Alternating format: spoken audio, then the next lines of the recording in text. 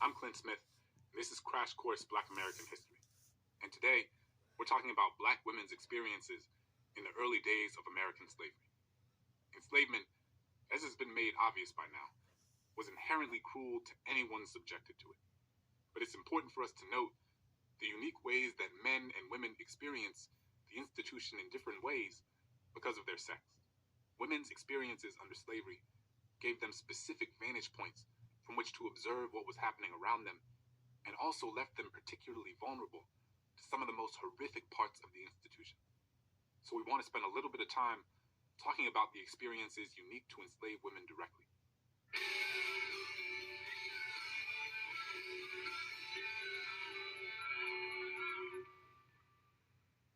I want to note up front that there will be some mentions of sexual violence in this episode. Upon arrival at American ports, African captives were taken from various trading hubs to be auctioned off to the highest bidder for plantation labor. Historian Dinah Ramey Berry writes in her book, The Price for Their Pound of Flesh, that an enslaved person could be worth anywhere from $4 to $94,000 when adjusted for 2014 numbers. Plantation owners searched for enslaved laborers to cultivate cash crops, the most lucrative of which being cotton, sugar, indigo, tobacco, and rice. So when these enslavers came to markets searching for new laborers, they considered several factors before making a bid.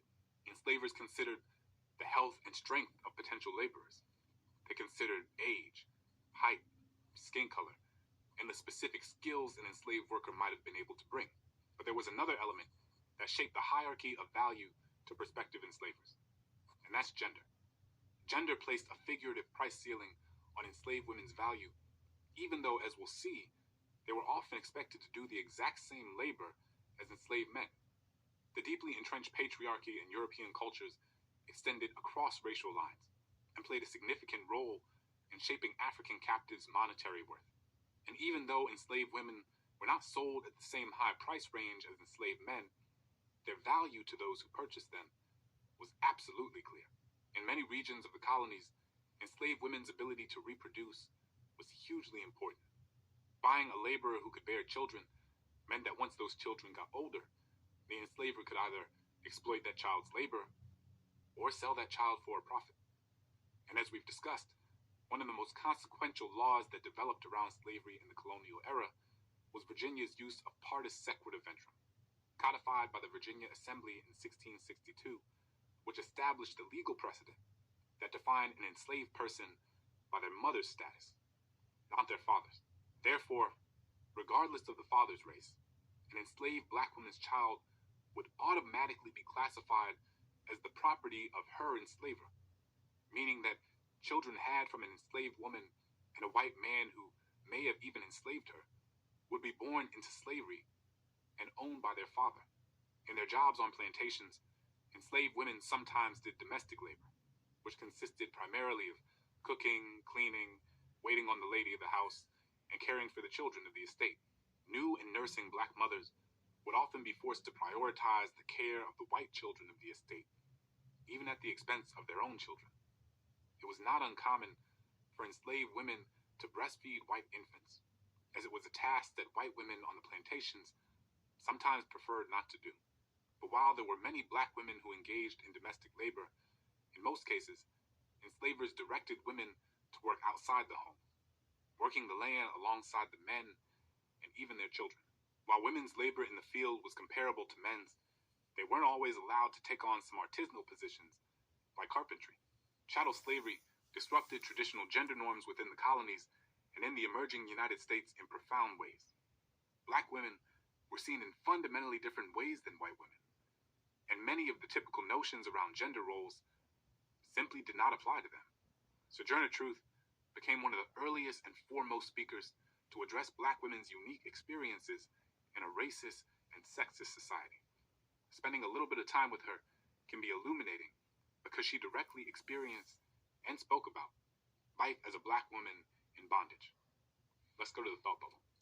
Sojourner Truth was born Isabella Baumfree, aka Belle, in 1797 in upstate New York.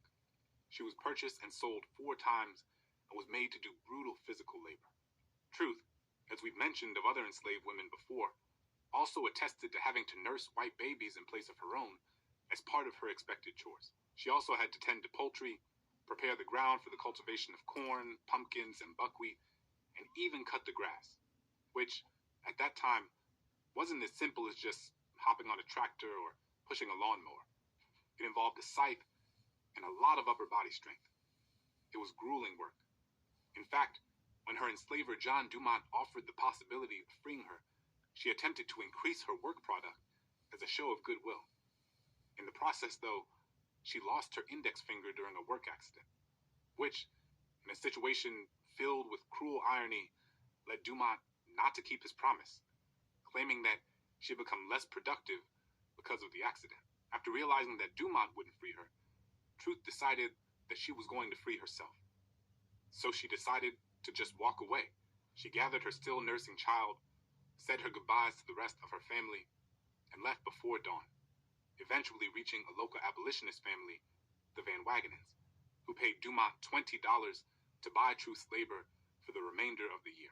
She remained with the family until she was freed when the New York State Emancipation Act went into effect. She later successfully sued for the return of her 6-year-old son Peter, who was illegally sold into slavery in Alabama. Thanks, Thought Bubble. You may have heard of Sojourner Truth because of her famous Ain't I a Woman speech, the one where she said, "I've borne 13 children and seen most all sold off to slavery. And when I cried out with my mother's grief, none but Jesus heard me. And ain't I a woman?" Well, it turns out that she might not have actually said it in that exact way. Truth gave a speech in 1851, that's for sure. But as historian Nell Painter explains in her book, Sojourner, A Life, a Symbol, while this is the version that is most widely circulated, it's not one that's really grounded in, well, truth. This famous but inaccurate version was written and published 12 years later in 1863 by a white abolitionist named Francis Dana Barker Gage. Not only did Gage change or simply make up some of Sojourner's words, but she also put the speech in a stereotypical Southern black slave accent, rather than in Truth's actual Upper New York State Low Dutch accent, which sounded very different. And what's more, the line Gage originally published was "Aren't I a Woman?" but became widely recast as the "Ain't I a Woman" speech in the early 20th century. It's a reminder of how throughout slavery, the testimonies of Black people were often filtered through others, who may or may not have made their own changes along the way. One of the most horrifying parts of Black women's experience in slavery was the pervasive sexual violence and harassment that they were subjected to. Harriet Jacobs provides a detailed account of the sexual violence that shaped the everyday lives of Black women in her 1861 autobiography, Incidents of the Life of a Slave Girl, which she originally published under the pseudonym Linda Brent in order to protect herself. She writes, "My master met me at every turn, reminding me that I belonged to him, and swearing by heaven and earth that he would compel me to submit to him. If I went out for a breath of fresh air after a day of unwearied toil, his footsteps dogged me. If I knelt by my mother's grave, his dark shadow fell on me even there. The light heart which nature had given me became heavy with sad forebodings." The sexual violence that Black women experienced took on many different forms. There was even a practice called the fancy trade, designed specifically for the sale of mixed-race women for sexual concubinage and prostitution. In 1937, a formerly enslaved man, W.L. Bost, explains some of these dynamics to an interviewer for the Federal Writers Project, a New Deal-era initiative which recorded the oral testimonies of over 2,300 formerly enslaved people in the late 1930s. As we mentioned before, Black testimonies were often filtered through white perspectives.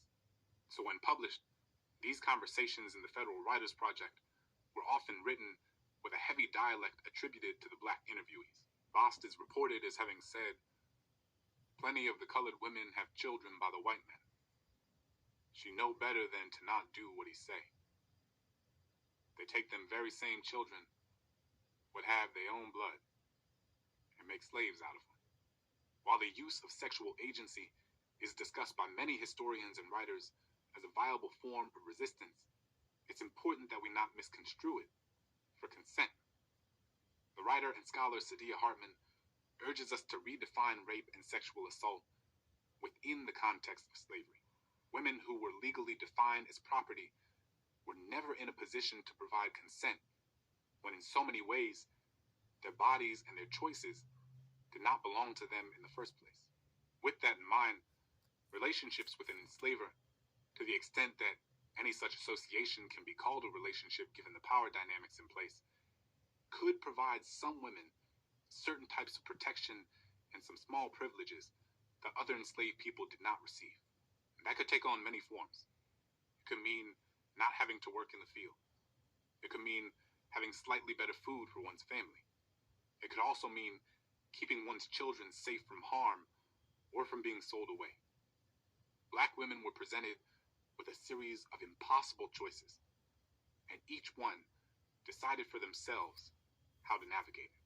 Slavery was an all-encompassing, oppressive institution, and enslaved life and labor were difficult regardless of someone's sex. But it did not affect Black men and Black women in the same ways, and it's important that we be precise about that. Their experiences reveal that as critical as Black women's labor and reproduction were to the early American economies, they were not valued as such, not on the auction block, and certainly not in respect to their womanhood. Black women's particular experiences during the era of slavery give us insight into the early iterations of racialized and gendered oppression that would continue to evolve in new and insidious ways for centuries to come. We appreciate you watching. We'll see you next time.